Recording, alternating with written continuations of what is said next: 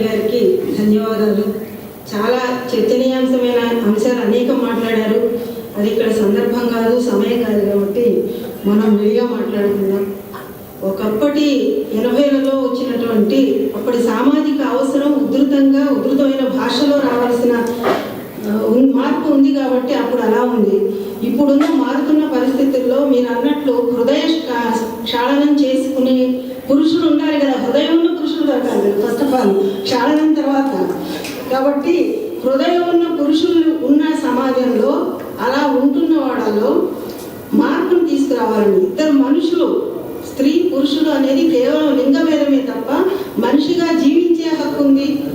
ఆ జీవించే హక్కు ఉండాలి, ఈక్వాలిటీ ఉండాలి, కుటుంబంలో సరైనటువంటి సమప్రాధాన్యత ఉండాలని చెప్పేదే ఫెమినిజం. అప్పుడు చెప్పినా అదే, ఇప్పుడు చెప్పినా అదే.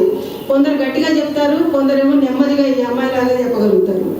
ఈ నెమ్మదిగా చెప్పిన దానికి ప్రభావం ఎక్కువ ఉంటుంది. మొత్తం మీద టోటల్గా కుటుంబం అనే కాన్సెప్ట్లో ఈక్వాలిటీ అనేది రావడం కోసం సాహిత్యం చాలా చేస్తుంది. అంటే మేము కూడా మా జీవితాల్లో సాహిత్యం ద్వారానే ఎదిగి వచ్చిన వాళ్ళం. జీవితంలో అనుభవించడం, సాహిత్యాన్ని చదువుకోవడం వల్లనే మనలో మార్పులు వచ్చినాయి.